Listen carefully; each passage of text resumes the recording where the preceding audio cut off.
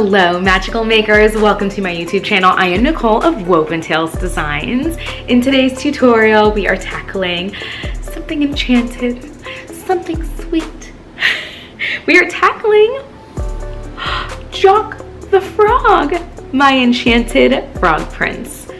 This is once again a very crojo boosting project. I hope you will enjoy this. Before we get into what you need to make our Jok the Frog prince, I first have to let you know that this is an intermediate level pattern. When I originally designed it, I thought it could be easy to intermediate, but it is definitely intermediate. There are a lot of really cool, fun new techniques that I love to share with you for the completion of this, specifically the eyes, specifically the crown. There's lots to go off of here to boost your crojo and to get you excited for some amigurumi.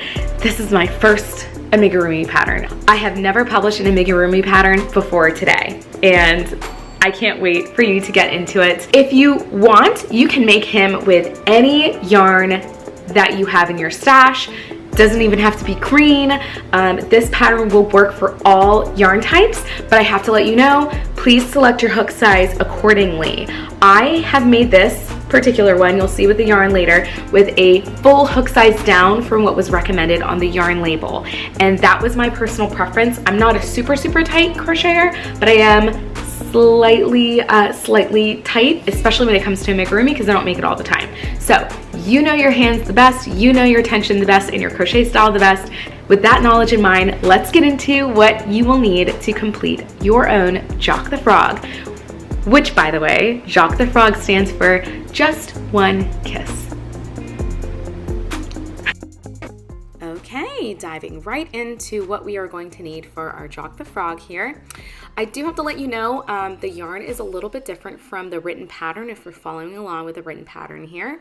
Today I'm choosing to make a bulky weight version of Jok the Frog, and this is Loops and Threads Charisma in the colorway Sage. The bigger the yarn or the heavier the weight, the more yardage you actually will be using. That's just something I've noticed. I will also be doing a different technique here to get a bulky weight. I'm double straining a worsted weight yarn today to get that bulky weight to match the color A. So for color B, I use about 6 yards of that for the crown. And then you will also need, if you want to make an expression on the mouth of your frog, you'll need just like a scrap amount of whatever color you want to use. I'm using black today. I've seen people use like a lighter green or like a white or a yellow, so it's up to you. Then we have polyfill stuffing. Oh yeah, we're gonna need some of that, but we're only stuffing the body of the frog, not the legs, so you really won't need that much, depending on your frog, that is. And for me, I recommend going down at least one hook size from the yarn label's recommendation. I based this off of Loops and Threads Charisma, so it called for an 8mm, and I have in my hands here a 7mm hook. So one hook size down, or a half size down if you are a super tight crocheter. You will, of course, need a tapestry needle. If you've seen my videos before, you know that I am a weave it as I go person, so you have been warned once again. Get yourself a curved tapestry needle for that. And I have no idea why my camera was so blurry here, but you will definitely need a handful of stitch markers for this project. In order to make this a no-sew for half of the pieces, I used stitch markers. And then we will definitely need some sort of eye. If you're not sewing your eye on like a little button or anything, I choose these safety eyes I got from Amazon. The link is in the description below, and I like them because they're a little bit sparkly. Of course, we'll need a pair of scissors for our fasten off moments, and then something a little different. I use makeup for my rosy cheeks. To me, this is actually the best option instead of just trying to get like a fabric marker or something. And I use an old stippling brush. Definitely make sure your brush is clean so you're not having any old makeup that doesn't match the cheek color. And that's about it. Pretty simple for our list of materials today. Let's get into chapter 1 of this pattern, the body base. All right, now taking our color A yarn, we are going to begin our body base for round 1 with a magic ring. And similar to my Ever After Ears pattern, into the magic ring, after you chain 1, you will work 7 single crochet stitches. that's 7 single crochet stitches. And like I said, if you're following along with the pattern, this is a different weight of yarn that you see in the pattern, but essentially this pattern can be worked up with any weight of yarn. It's just a matter of choosing your correct hook size and then also just knowing your own tension and trying to be consistent with everything. But yeah, chain 7 for round 1. You should have 7 stitches as your stitch count, and pull that tightly to close the circle and get ready for round 2.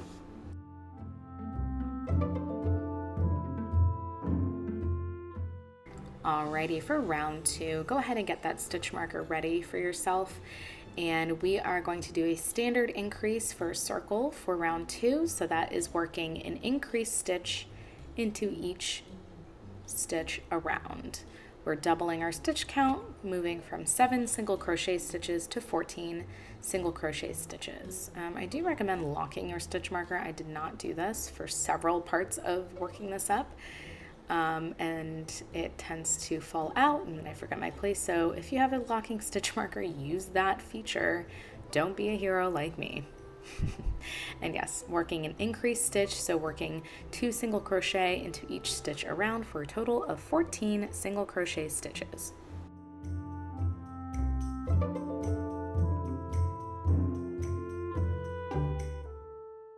Alrighty, so for round 3, I do need to let you know you must have a looser tension for this round, and you'll see why for round 4, why the tension needs to be looser. So if you're an extremely tight crocheter, take it easy on this round. Do not make your fingers hurt with your stitch tension. And this is going to be another standard increase. You're working single crochet into the next stitch and then increase into the next stitch all the way around, increasing your stitch count by 7, making it 21 stitches for round 3. And at the end of this round, you're going to join to the first stitch made and chain 1. But remember, loose tension, don't forget.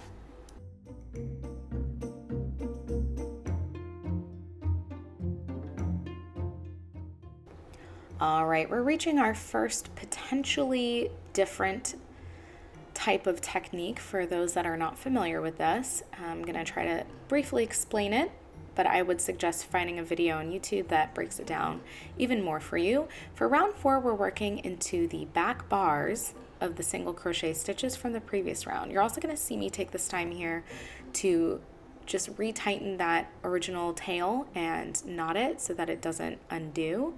And that way we can not have to worry about it for the rest of the pattern. Sometimes I snip off the excess of the tail. It's up to you, no biggie. So yeah, so flipping my work over here, I'm gonna kind of bring this a little bit closer so that you can see.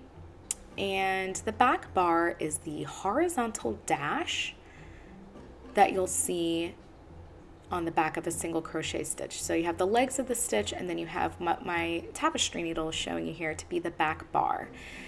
So for round 3, I am hoping you did work loosely into those stitches because that will make this a lot easier. And the technique I use to going into that back bar, that first one can be a little tricky to find, so check it out. It's usually right on top of the legs of the stitch in the back. I tend to use the hook part of my hook to kind of get up underneath it or loosen it if it's a tighter fit. And you can kind of see me do it like this here, and then I go ahead and slip my hook into the front of it as normal. So insert your hook, yarn over, pull up a loop, and then yarn over and pull through 2 loops on your hook. So this is going to bring the tops of the stitches forward, but actually make it super easy to build up and make this a sitting frog body base. And if you're working with yarn that makes this very difficult, like some of the fuzzier yarns or the fluffy sweet snuggles or any of those kinds of parfait yarns, you can just work in the back loops. I know these can be tough to find. My eyes are super trained to find it because I use this technique all the time in my own personal makes. So as you can see, when you're starting to work up a bunch of stitches in a row, it might be easier to find. Sometimes you struggle, like you see me here, so take your time. Again, if this is too much for you, working into the back loops is absolutely okay.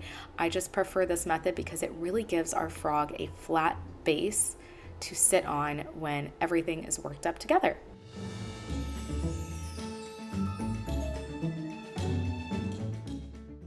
Okay, and then for rounds 5 through 9, this is what I like to call the Netflix and chill part. You can coast a little bit here. We're just working a single round repeat, single stitch repeat of single crochet around for about, I would say for about 5 rounds here. So rounds 5 through 9 will be worked just single crochet all the way around. Make sure you keep using that stitch marker because sometimes, especially with the bulkier, fluffier yarns, I tend to not be able to see that original starting point, and I can't go without my stitch marker in this part because I will lose my mind. So single crochet around for the next for the next 5 rounds until you get to round 9.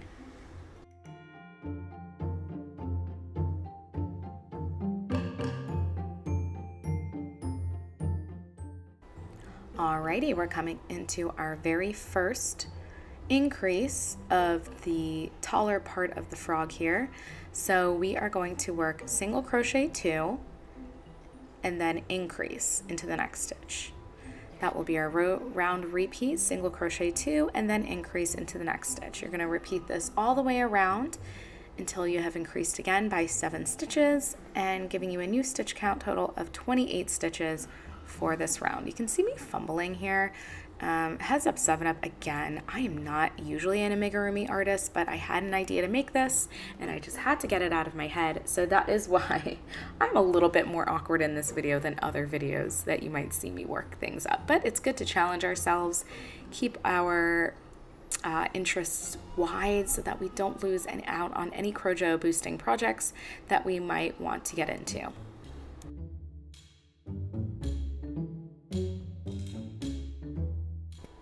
Alrighty, and then for round 11, another Netflix and chill round, we are just going to work single crochet around. No stitch count changing here. We are going to continue to use our stitch marker. Don't be a hero. And I do have to give a mommy disclaimer. So I am a new mom. My little guy is 1. So just like now, you might hear a little voice in the background, and that's because he is a part of my life and I can't edit him out at every moment. So for round 12, here we go. We are working single crochet 3 and then an increase into the next stitch, increasing our stitch count by 7, and then that will give us a total stitch count of 35 stitches for round 12, and this will be our last increase for the body base. Alrighty.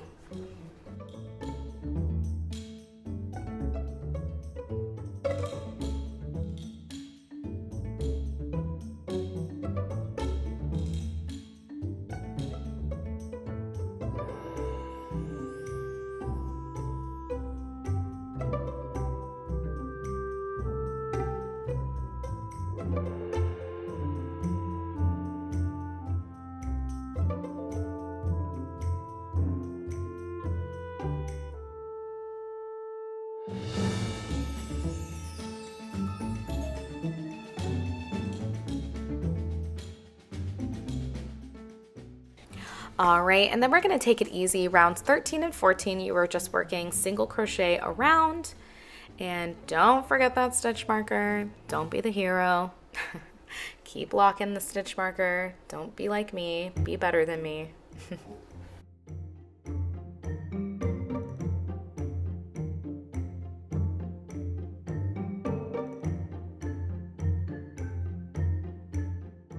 And then meeting up for round 15 here, this is our first decrease round. Now, I work in the invisible decrease style anytime I work a decrease for amigurumi.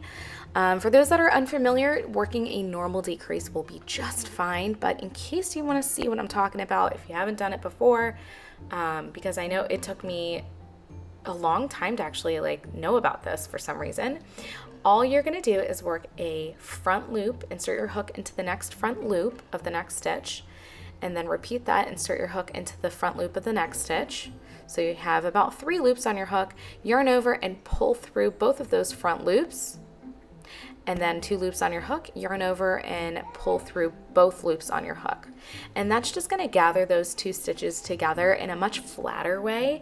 But again, it's not necessary. If you're more comfortable with a regular standard decrease, that is totally up to you. So that repeat decrease is single crochet 3 and then decrease into the next 2 stitches. Doing that all the way around, reducing your stitch count to 28 stitches for round 15.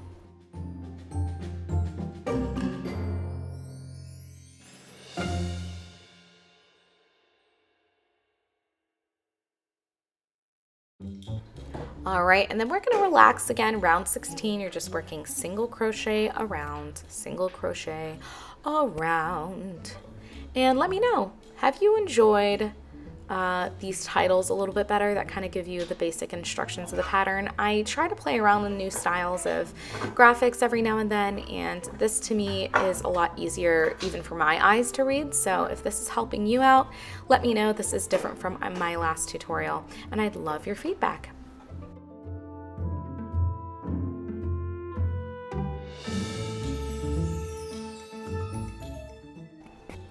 Alrighty, so round 17 is quite a doozy, so try to stay with me as best you can. If you need to pause and replay something, that's fine.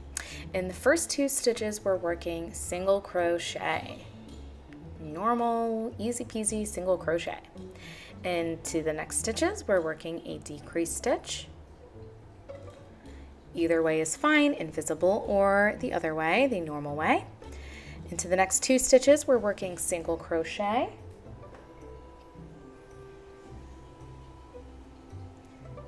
Into the next 2 stitches, we are working a decrease stitch. And then this is where things start to get fun. So we are going to do what the written instructions say, PM, which is place marker, place marker. So take your stitch marker, and you are going to go ahead and not mark the top of this stitch like usually. We are going to put our stitch marker around the post or the body of the stitch itself. So the last stitch made, go ahead and work that stitch marker around the post of that stitch. So it's going to hang like that, kind of like a little earring, it looks like to me. All right, so anytime we place a marker in this round, it will be around the post of that stitch. Into the next 2 stitches here, we are going to work into the back loops only. So back loop only single crochet into the next 2 stitches. And into the next 2 stitches, into the back loops, we will work a decrease. So back loop only decrease into the next 2 stitches. And here I just work a standard decrease, working into the back loops. Insert your hook, pull up a loop, insert your hook, pull up a loop, yarn over, pull through 3 loops on your hook. Then into the next stitch, we are working normally a normal easy peasy single crochet, but we're going to pause because this is where we're going to place another stitch marker. So this should be around, again, the post of that last stitch made, and that should be 4 stitches in between the last 2 stitch markers here. Into the next 2 stitches, you're going to work a single crochet.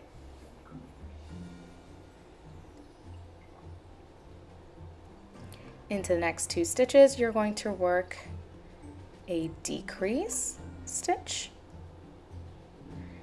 And then into the next 2 stitches, you're going to work single crochet.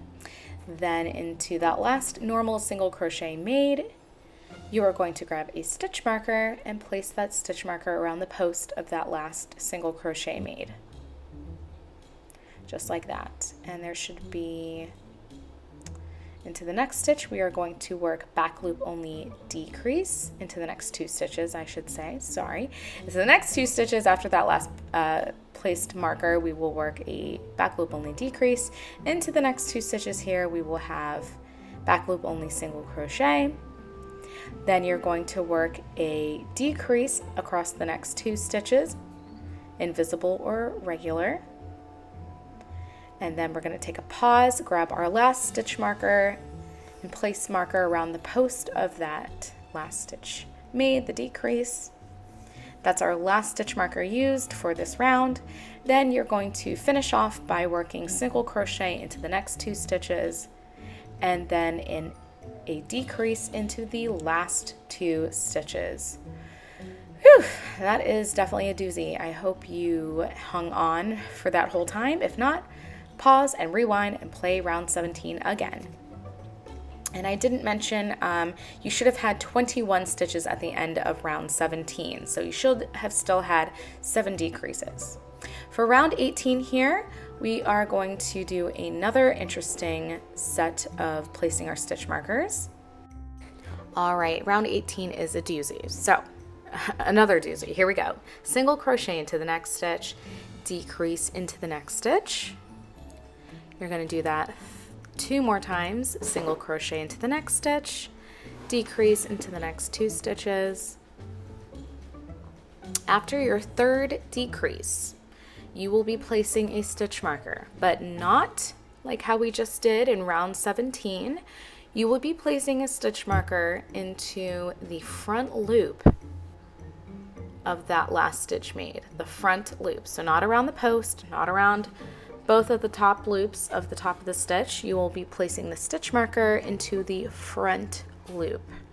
Again, this will come in handy. Now, I will say, if you are someone that is working up trickier yarn, after this round is made, go ahead and take 2 more stitch markers to the stitches around that marked stitch, to the like front loops of those stitches. And you'll see what I mean later. If you kind of want to like pause the video, fast forward it, and see what I'm talking about. This is for the eye placement. And sometimes seeing those front loops it's really difficult working with the bulkier fluffy yarns. So here I am after that stitch marker was placed, working single crochet to the next stitch, decrease into the next stitch, repeating that again, single crochet into the next stitch, decrease into across the next 2 stitches, and then you're working another single crochet. So the beginning of that kind of like repeat decrease there, but then you're going to place a stitch marker into the front loop of that regular single crochet. So here I am grabbing my 2nd stitch marker. And so for round 18, I'm only using 2 stitch markers. But again, you'll see later on, if you want to go forward and see what I'm talking about, marking the stitches, the front loops of the stitches before and after those marked areas might be helpful. And then finish round 18 with a decrease, single crochet, and then decrease across the next or the last 5 stitches of the round. And you should have 7 decreases at the end of round 18, bringing your stitch count total to 14 stitches.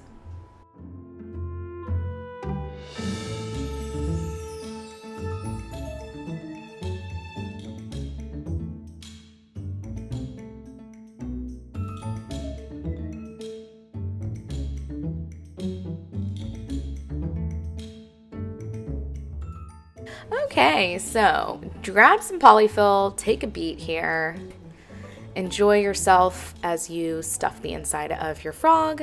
I do the majority of the stuffing in this round, or at this breaking point here. You don't have to, but I do the majority and then just add a squidge more after this last round in round 19. All right, last round, round 19. Lots of decreasing here. We're going from 14 to 8 stitches here. All right, so you're going to decrease twice across the next 4 stitches. So decrease across the next 2 stitches. And this is where things get a little tight. You're gonna experience some tightness here. As I do, this round always makes my fingers hurt the most. But again, I'm not used to doing amigurumi all the time. I tend to do other things like mouse ears, which is, I guess my mouse ears are kind of amigurumi, but this is way more amigurumi than my mouse ears. And then into the next 3 stitches, you are working single crochet 3 together into the back loops. So insert your hook into the next back loop, yarn over, pull up a loop, insert your hook into the back loop of the next stitch, yarn over, pull up a loop, and then insert your hook into the next back loop. You can see how it was good that we marked that front loop there. Yarn over, pull up a loop. You have 4 loops on your hook, yarn over and pull through all 4. All right, that is a lot there. And then into the next 2 stitches, you're just working standard single crochet. It's still kind of difficult. I try to keep my tension as even as possible, but do what you can. I know it's a little tough. And then across the next 3 stitches, again, you're working single crochet 3 together into the back loops. So back loop only, single crochet 3 together. There we go, 4 loops on your hook, pull through all 4, and then into the last 2 stitches of that previous round, you're working single crochet. So that should bring your stitch count to 8. Fasten off with an 8-inch long tail or just a longish tail. You will use that later to weave in, and we're doing a special closing on the body base. So don't close it just yet. I'm going to show you what to do with it in a second.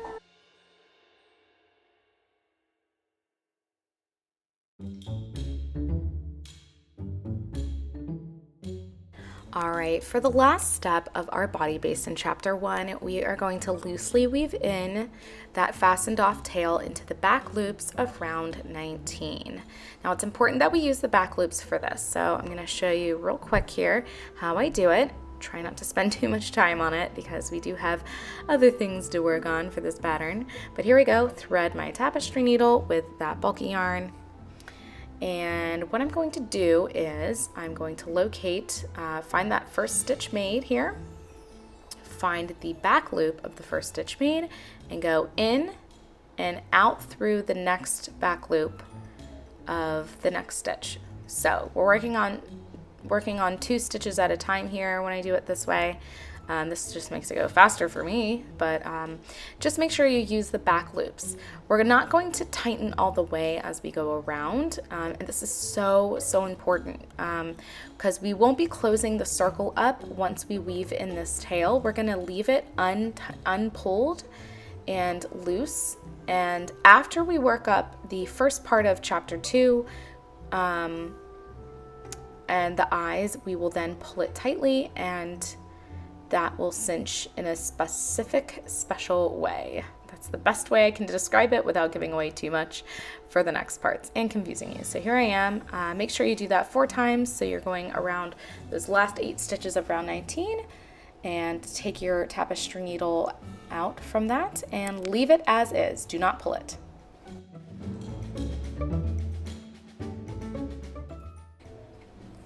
Okay, welcome to chapter 2. Here is where we work on the body parts of our frog.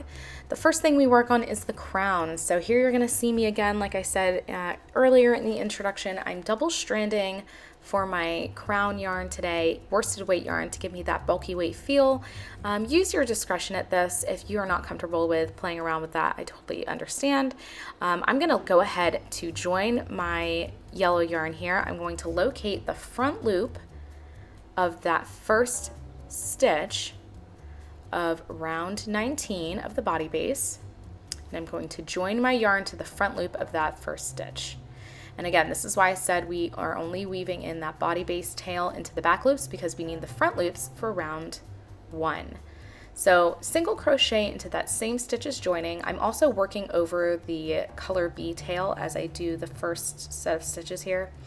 And then you're just going to simply work front loop only, single crochet into each stitch around from round 19 of the body base. So for round 1 of the crown, work front loop only, single crochet into each place around, each stitch around. Again, I'm working over my tail. You can choose to not do this if it's too much yarn to worry about and then just weave it in later. Oh, oops, careful when you are double stranding your yarn that you are pulling both strands through your loops on your hook at all times.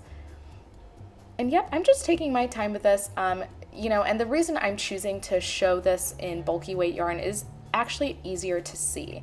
If I were to film this like I actually did the first time I tried this, using that worsted weight yarn, it just makes your eyes go across. So I'm just going to work smarter and not harder for you here so you can easily see this. Here we go, working into that last couple of front loops of the last couple stitches around. And then you will not join to the first stitch made of round 1. To complete that round, you should have 8 stitches total, so make sure you check that stitch count. And that is it for round 1. Now, 100%, if you are not working up a crown and you just want a regular frog, you don't have to do this part. You can just pull that tail tight. But for now, we're going to leave that tail hanging out of the inside of that crown. Do not work over it. Do not work into it. Just leave it be. But make sure it remains on the inside of the work, hanging out of the top. All right, and then round 2 of the crown, very easy. We are working a continuous round of just single crochets around. Stitch count will remain the same at 8 single crochets. Then at the end of round 2, you will join to the first stitch made and chain 1.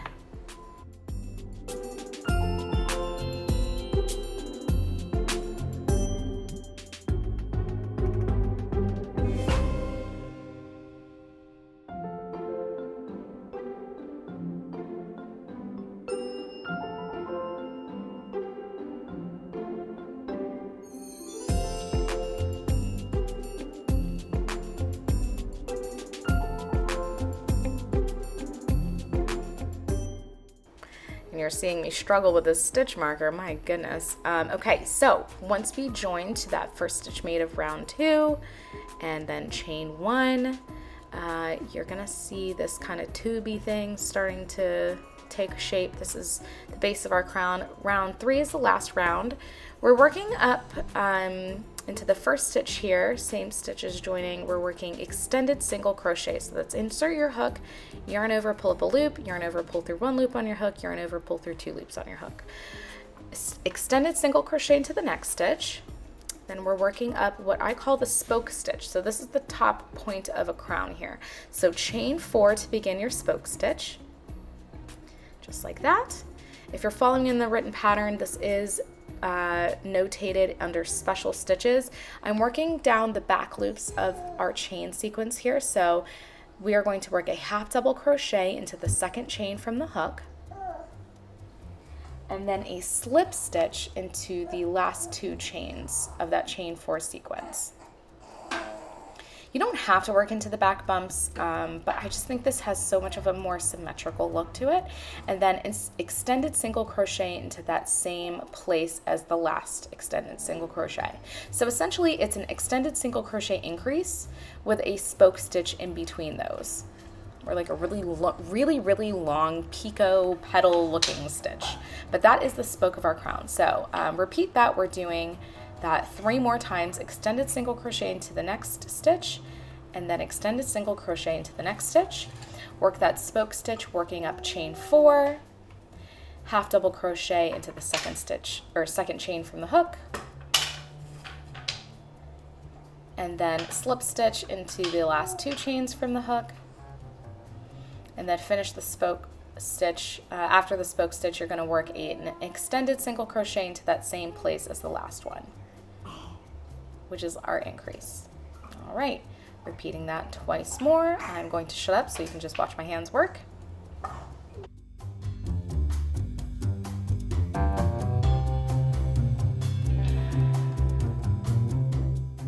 All right, and at the end of this round, last round 3, you are going to slip to the first stitch made or join to the first stitch made and fasten off.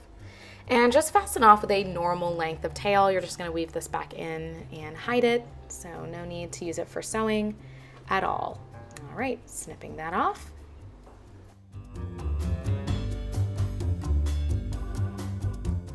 Alrighty, we are going to worry about those tails from making our crown and the body base tail later. Before we do that, we're going to work on the eyes of the frog. Now, these are no sew, so we're going to join our yarn directly to our body base here.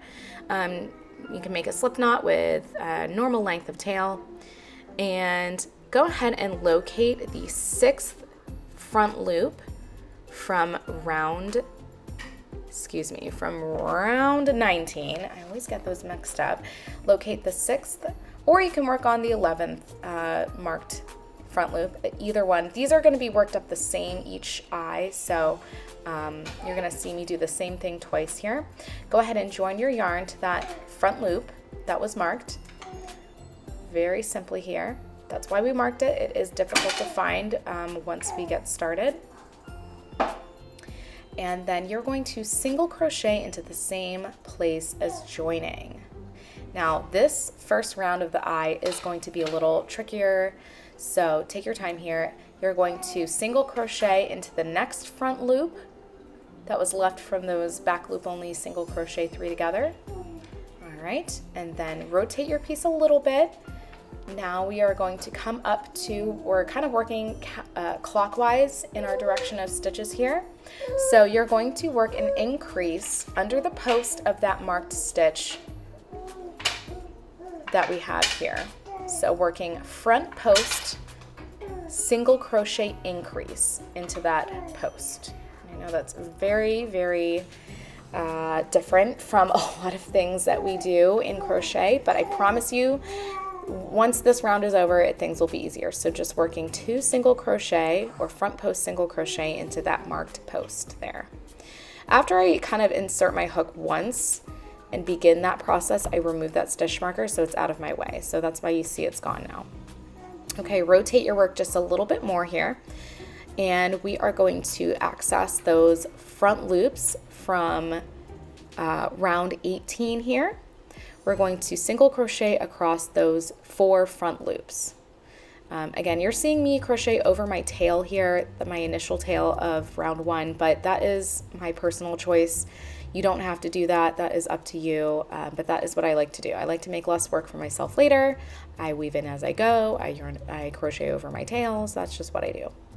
All right, so we just single crocheted across those front loops from round 18. And then we come up to this next marked post here.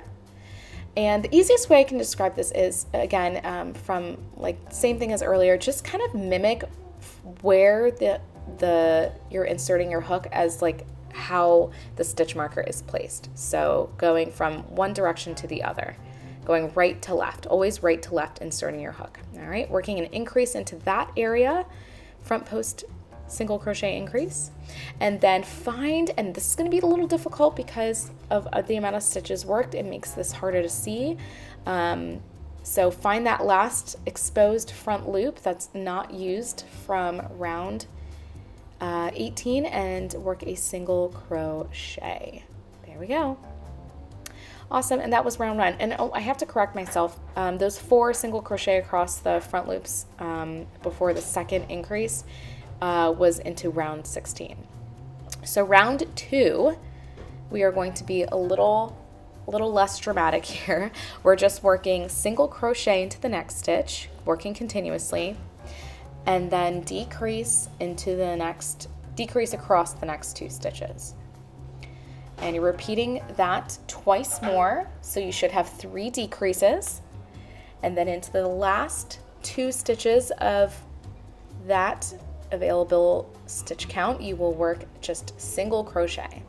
So single crochet and then decrease, repeat that twice more, and then single crochet into the last 2 stitches for a total new stitch count of 8 stitches. So round 1 should have given you 11 stitches, and round 2 you should have 8 stitches. Oh, and I apologize, this is a total mouthful. So if you need to pause and rewind and listen again, please do.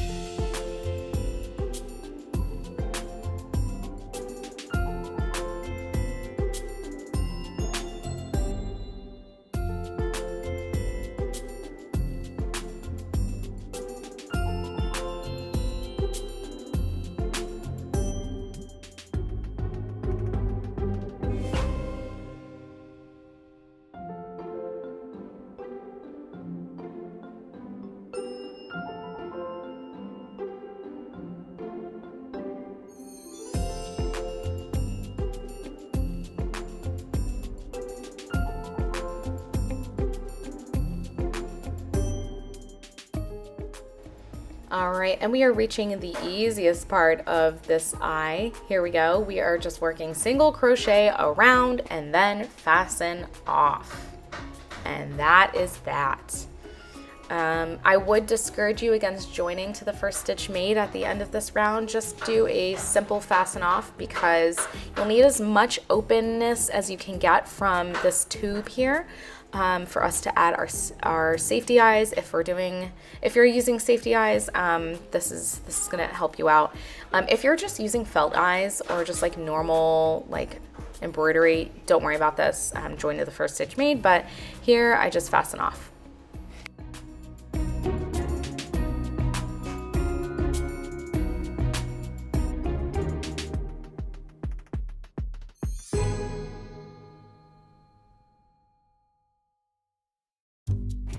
Alrighty, and then for the other eye, you're gonna do the same 3 rounds from the first eye. You're just gonna begin in the other marked front loop stitch from round 18.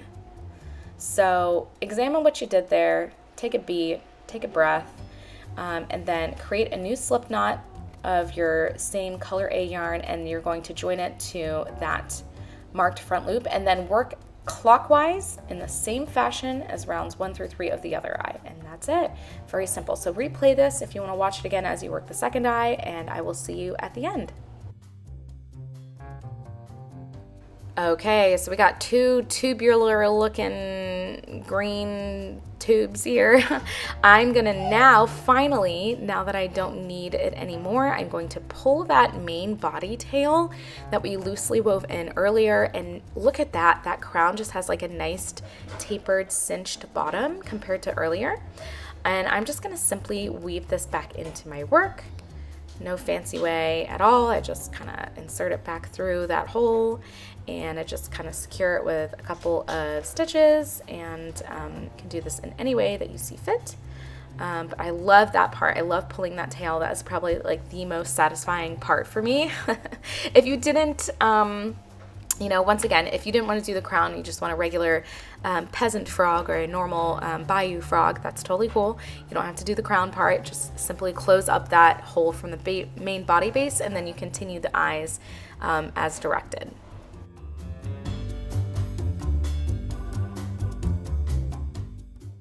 All right, and then also take this time, again, I weave in as I go. Before you move on to adding eyes, eyeballs to the eyes here, you're just gonna weave in these crown tails. If you worked over the first tail, you don't have to worry about it, just maybe like trim any excess. And then I just kind of carefully weave this into my work as I do. Leave a comment down below. Are you a leave all your ends to the end of your project kind of a person? Or do you weave in as you go? I feel like especially with amigurumi, I kind of have to weave in as I go because sometimes there's so many parts and pieces. My eyes tend to get a little overwhelmed if I don't. It's probably why I do it so often. I just like having things as simple and as easy to work with as possible. But then I can also kind of shoot myself in the foot. If I realize I made a mistake, it's so much harder to frog my work, pun intended, and it's hard to come back to it and redo it if I've already woven in my ends. So it is a kind of like a low risk, high reward for me, unless I'm not paying attention and I suck for the day. All right, so if you're using safety eyes, follow along with me. I'll show you my own personal safety eye placement preference on this frog. It's gonna seem really low to you at first because we're working with just round 1 for our placement. But that's because I like having a little bit of space above the eye of crocheted material. So it's up to you. You don't have to, but just this is, again, personal preference. Add magic to your stitches in your own way, however you see fit, but this is my own placement that I found works the best. Okay, so what we're gonna do is locate, and it doesn't matter, let's start with the right eye here, which is the one to the right of the crown. The frog is facing you. I'm locating my 7th stitch, and I'm placing the eye between the 7th and 8th stitch of round 1. Round 1 is where we're placing this. Now, it's gonna feel a little tight if you're using a massive eye like I am. So, you know, whatever eye you want to use will work best for you. I like this one. I've actually in the past, when I use smaller eyes that have kind of like a longer backing, I tend to actually snip off the end so it doesn't poke through the other side. So that's something to consider if you are working with a certain style of eye. And you saw I just added the backing or the stopper to the back like right away. The second one, or the left eye, I'm placing that between the 4th and 5th stitch of round 1. Again, you're gonna see that this is super low and it probably is gonna freak you out a little bit, but I promise you, like, this is just all a part of the aesthetic. If you don't like it, like, put both eyes in just a little bit and then check it out. But when we go to stuff, add a little bit of stuffing to this tube and close it up with that tail, it really does have a nice round shape. So I just want to encourage you to take a chance on this. These frogs really don't take that long to work up. So if you want to do a practice frog with my style and then do your style in the next frog, go for it. If you just want to ignore me and do your own thing, I am not offended. But here we go. We added those. They do genuinely sit facing forward, a little bit outward. I think that's more froggy looking to me. And then I just take just a pinch of polyfill and I stuff the inside of my eye here. Not too tight because of the amount of decreases that we have from round 2 of our eyes. We're gonna end up seeing a lot of polyfill come through if we aren't careful, if we overstuff it. But stuffing is very subjective. You may want more. I typically don't care for more. And sometimes it's hard to get that down in there, especially if you're working up this in a worsted weight yarn or even a lightweight yarn. Right now I'm doing a yarn experiment with a bunch of different yarns to see how it works up, just for my own personal fun and curiosity. I'll probably release a video of me doing that and showing you like the finished pieces of different yarn weights. So if you're interested in that, hit the bell button down below so you can be notified of that video coming out. And yes, you can hear my son enjoying himself in the background and self-entertaining. Isn't he cute? Okay, and then I'm just gonna quickly weave in that last tail of that eye that I just stuffed. Do that in any way you see fit. I'm taking the remaining length of that tail and I'm just kind of working through any open areas that the polyfill might be peeking out from. And there we have it, one eye completed. Do the same thing to the other eye. And look, you have a cute little partial frog. Let's move on to the legs, shall we?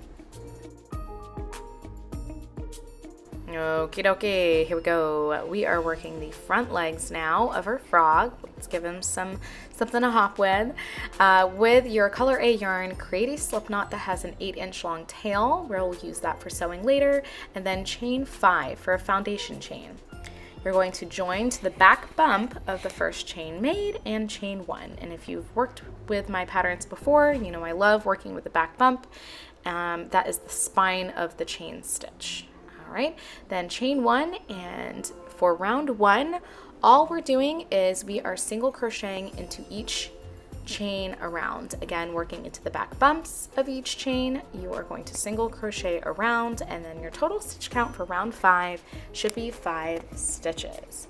Now, if you're not comfortable working into the back bumps or you can't see them because you're working with really fluffy yarns, once again, you are more than welcome to just use the back loop of the chain like usual, or the front loop. I don't know. Do people use the front loop? Leave me a comment down below. I'm curious to know.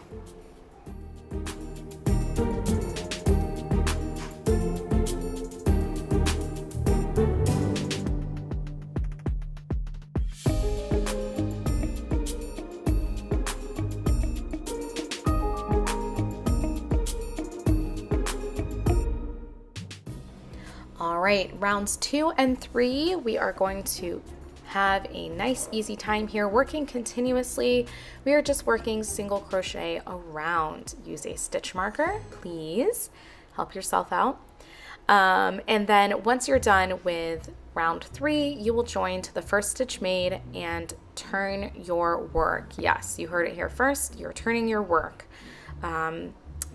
After rounds 2 and 3, we will make what we love in this pattern. We will make the toes. The toes are the cutest part.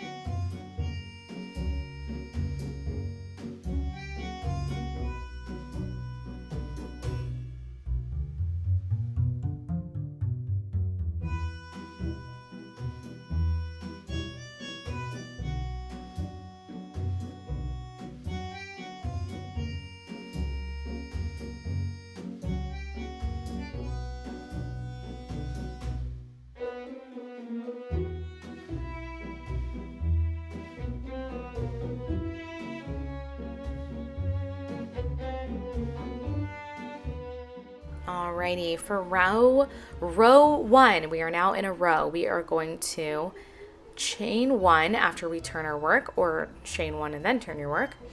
Row 1 will be worked into the back loops of the first 3 stitches that you have available to you. We are going to work a small puff stitch, so yarn over, insert your hook, pull up a loop, repeat that 2 more times, yarn over, insert your hook, pull up a loop, yarn over, insert your hook, pull up a loop. You should have 7 loops on your hook, 7, and then yarn over and pull through all 7 loops on your hook and chain 1 to lock them in, and then slip stitch back down into that back loop that we did use earlier. Awesome.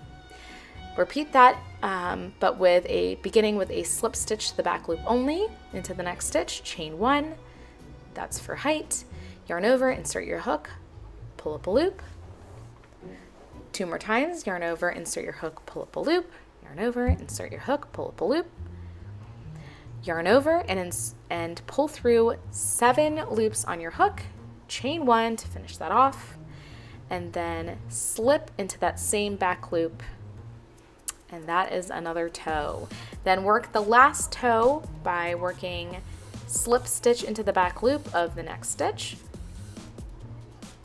chain 1, yarn over, insert your hook, pull up a loop, yarn over, insert your hook, pull up a loop, yarn over, insert your hook, pull up a loop to have 7 loops on your hook, yarn over, pull through all 7, chain 1, and slip into that same back loop. I kind of sped that up. If you need to pause this and rewind to understand what the puff stitches are, go ahead. And then you're going to fasten off with a moderately long tail. You will use that for sewing later. It doesn't need to be super long. I'm just going to use it to tack things down, but there we have it. That is 1 front leg. How about that? So repeat rounds 1 through 3 and row 1 to make 1 more of these little legs, and I will see you in a little bit.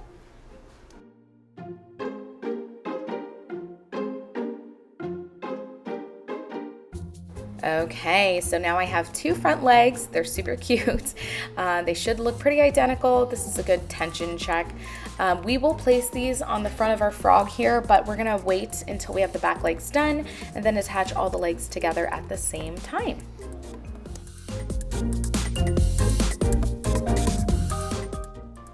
To begin round 1 of the back legs, we are going to be similar to the front legs in the way that we start. With a slip knot that has an 8-inch long tail, you are going to work a foundation chain of chain 6. So create a slip knot that has an 8-inch long tail and work a foundation chain of chain 6.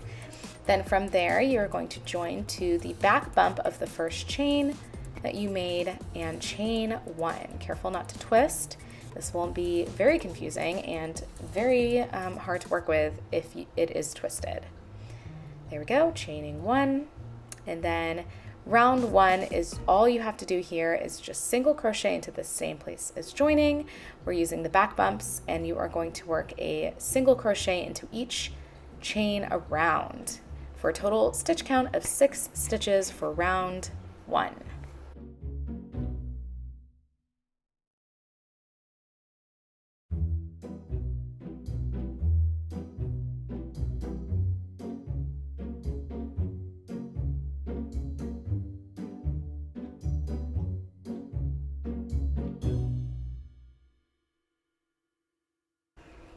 All right, now we're going to be working continuously. For these next rounds, rounds 2 through 9, we will be working single crochet around. That's it. We're making a really long tube. This is I like to call this the hamstring area of our frog leg. Yes, so work single crochet around until you have completed 9 rounds, and then I will see you in a little bit. All right, I have fast forwarded. I have finished. I am so fast. It actually doesn't take that long. But after you work up those 9 rounds, you are now going to have a decrease round, and we are working in the front loops, not the tops of the stitches, the front loops of the previous round for this. So front loop, single crochet into the next stitch.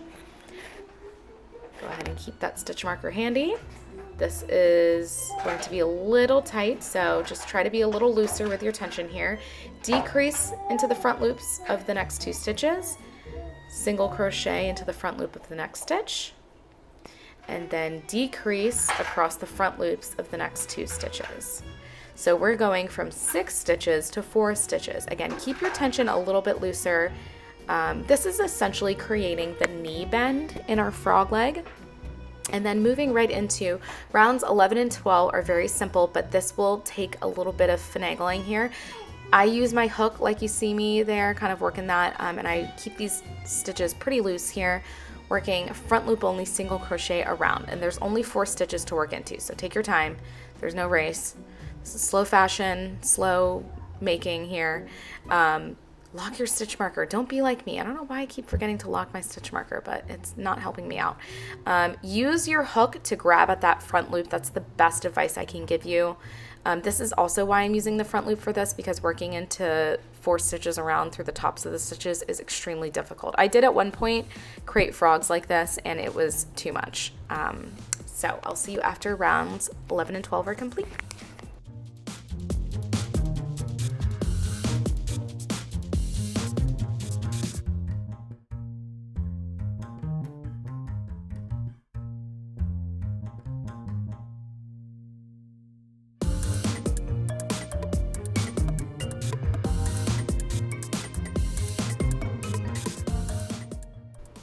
Okay, round 13 of this back leg here. You are still using the front loops, working continuously and loosely. You are working front loop single crochet, front loop only single crochet into the next stitch there. And then you are working a front loop only increase into the next stitch. So 2 single crochets into the front loop only of the next stitch, okay? And then repeat that, front loop only single crochet, and then front loop only increase into the next one, or the last stitch. That should bring you back to our friendly stitch count of 6 stitches. And then rounds 14 through 20, take it easy, enjoy a sip of your tea, and we are working single crochet around till we have a total of 20 rounds. So rounds 14 through 20, very simply single crochet around. At the end of round 20, you are going to join to the front loop of the first stitch of that round and turn your work. All right. Okie dokie. Okay, so here we go. I am doing what is the last part of that round 20 here, joining to the front loop of that first stitch made of round 20, and you are now, and you're not chaining 1 here, you're chaining 3. Chain 3 and keep that last chain a little bit looser, if not all 3 of those chains loose. You'll see why later. You're going to work front loop only double crochet into the next stitch, and then continue to work front loop only double crochet into the next stitch. And then you're going to turn your work. I kind of chain 1 here out of habit, but you get what I'm saying. Turn your work. So this is kind of like the 3 places, an extension of our toes from the small front leg there. And then to begin our toe row for row 2, we are going to yarn over, insert your hook, pull up a loop, repeat that 3 more times, to have a total of 9 loops on your hook. So this is a larger puff stitch. You should have chained 1 to begin that too. Yarn over, pull through all 9 loops and chain 1. And then you're going to slip stitch back into that same place as the yarn over, insert your hook areas, and then slip into the next stitch and then chain 1. And then work again, another large puff stitch, yarn over, insert your hook, pull up a loop, doing that 4 times for a total of 9 loops on your hook.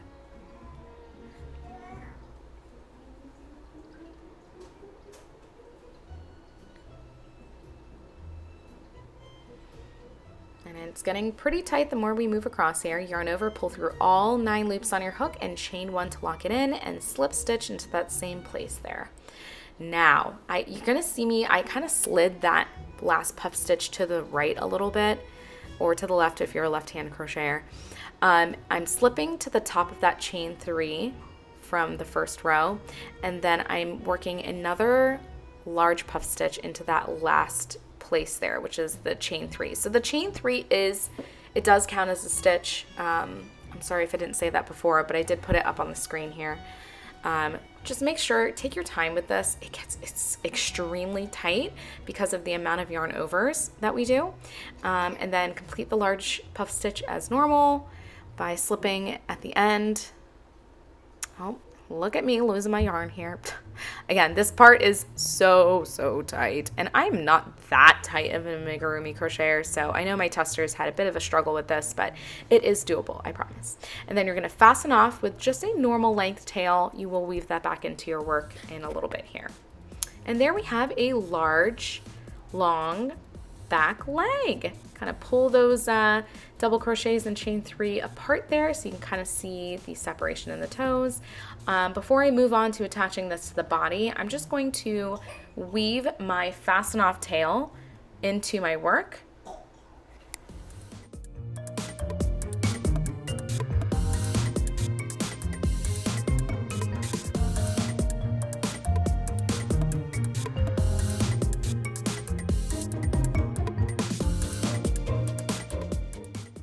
All right, and there is our one finished back leg. Go ahead and work up one more of these, rounds 1 through 20 and rows 1 through 2, and I will see you in a little bit. Okay, we are going to put the front legs on our frog first, and this will definitely help with the back legs and keeping them in line. Go ahead and thread your tapestry needle with the fastened off tail from one of the front legs. There's no right or left front leg, they're both the same, so pick one. Then my placement for this is totally my preference. Again, just if you want to follow along exactly with what I'm doing, you can see how I do it here. I line up, I literally take it and I put it on top of the eye, and then I just slide it down to the base of the body base here. And I make sure that the bottom edge of the toes are lined up with the bottom edge of our body base. And I'm just going to attach and tack down the back heel of that front leg onto the bottom edge of our body base here. I just use about 3 or 4 stitches here. I don't really spend a lot of time in this area because I'm more concerned about how it lines up on the front of the body. But this is important because this does also kind of secure and help the frog sit upright on its own. So if that's the look you want, then keep on following. All right, and I kind of make one last stitch, you can see here, through that tube, down through this back of the front leg here. Back of the front leg, the back layer of the front leg, I should say. And I kind of just scooch it down into the base of the body base here. And I weave it in a little bit, and that's all she wrote. Again, I can't stress this enough. This is how I weave in my ends and how I work up these body parts here. This can totally be versatile and worked up to your own style. I will not be offended. You know, obviously everybody has their own way of doing things. We're all a bunch of individuals, and that's what makes art so beautiful and fun. So here we go. That part is tacked down, and now I'm going to thread the other tail here, the foundation chain tail, that 8-inch long one, with my tapestry needle. What I'm going to do also is I try to make the leg as vertical as possible, but if it has to lean one way or the other, I like it to lean outwards on a kind of like a 45 slight, or maybe like 20-degree angle outwards. And I always make sure that the top of this front leg is worked into the same row on either sides of the front leg. So I tend to use, as a rule of thumb for this particular amigurumi, I like to make sure that the front leg is lined up with the top of the 5th round, or I should say not the 5th round, top of the 8th round of the body base. I call it the 5th because I'm counting up from the from round 4. So round 4 is technically my new round 1. And then I count 1, 2, 3, 4, 5 up the front of the body, and that is where I kind of attach that as a rule of thumb. But that is, again, my personal preference. I like that the front leg has a little bit of length since it's a little bit stubby. That is the style of this frog. You can totally work up more rounds of the front leg if you want longer legs. That is another customizing option that you can have here. You can also make the toes bulkier or less bulky by making the puff stitches, less yarn over, insert your hook, pull up a loop. You can do one less or one more and make it, the type of toe you like. And I encourage you to do so. But here we go. I just kind of weave that tail in a little bit so it's secure. And I go ahead and I work on the second foot or the second leg. And the second leg is totally worked the same exact way. I just line it up with the other eye. If you put these on as I've instructed in this particular pattern, your legs in the front should be about 1.5 stitches width apart. So that's kind of what I've found across the board with working all types of frogs and all types of yarns. The front legs end up being 1.5 stitches width apart at the top of the legs. The bottom toes, the inside toes, should be touching now because they kind of fan out. So that is what happens here. So you can kind of see me line it up again. Here we go, lining it up. And I slide it on down, find a comfortable place that I think it looks good, adjusting as needed, and then I flip it over so I can have access to the bottom edge there, and I tack down that bottom edge. All right, and to save time here, I'm just speeding up how I do this. Again, this is just the best way I've found. I've honestly made at least 30 frogs now. I did bring these to a market when I was kind of like doing my first market ever. These sold out in literally the first hour and a half. I brought 12 and I regretted not having more. That was my poor judgment, but I didn't know how popular they were going to be. People love them. So I would recommend making a bunch of these if you want to sell them and making them in all different styles because people like the individuality and the personality that you can have with them.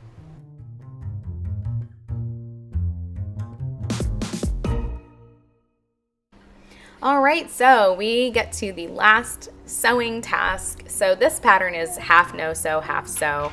That's just my best way of making it work with all the pieces. I don't like completely stubby frogs. I like frogs with a little bit of legs.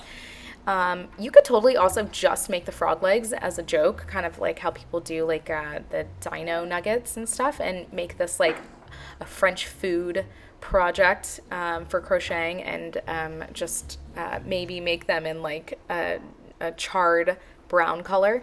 But anyway, sorry, getting back to the pattern. My first step here before I attach this to the body, I'm just tacking the bottom edge of the heel of the foot there to the bottom edge of the or the foundation chain edge of round one there. And that is so, that's just less work to do while you're also holding the body base to your back leg here. So I'm pre-sewing it and I just fold it in half. I careful not to twist it as you do this so your frog leg looks pretty normal. So that's it, just tacking it down that first step here. I kind of pull at that bent knee area just to kind of give it a little bit of length. And then now I'm grabbing my body base here, or my partially finished frog base. I'm going to line up the back leg here with the profile side of my frog. And that, again, is personal preference. You can totally maybe make this farther behind, but I actually felt that having the leg directly on the side there made it stand up a lot easier. So here we go. I am going to sew this down to the bottom edge because it's already ready to go. Just tacking that down with 2 or 3 stitches here first.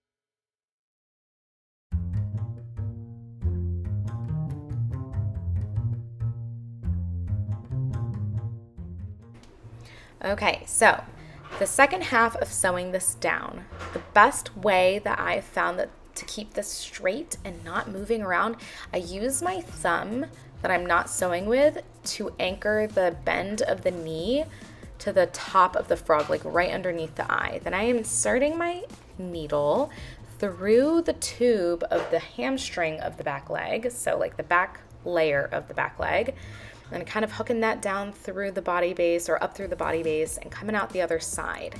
Now again, this part is personal preference. How much you want to tack down your leg to your frog's body base is up to you. You're gonna see me work it my own way here. I also adjust this every now and then a little bit differently. I also adjust it according to the type of yarn that I'm using. I don't like my frog leg to be 100% flat. So I really am working with the layers of the tube of the frog leg and trying to make it a little more three-dimensional, if you will. I kind of sew through the side and then back up through the front part of the leg, or the shin part of the leg. Shin, S-H-I-N, not a swear word, YouTube. Don't mark me. So here we go. Yep, coming up through the front part of the back leg and then back down into it to kind of tack it back into the body base.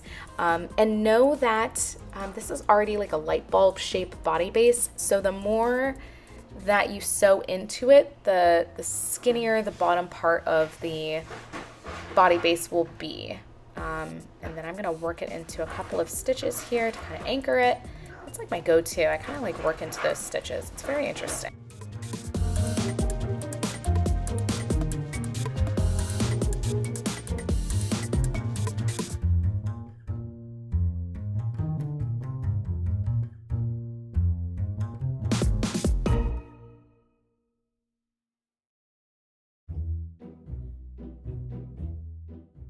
Okay, and just go ahead and do the same exact thing to the other leg, tacking the heel to the leg first and then attaching it to the body base, and I will see you in a second. 3, 2, 1. Boom. Okay, 3, 2, 1. 3, 2, 1. Oh, there we go. Okay, cool.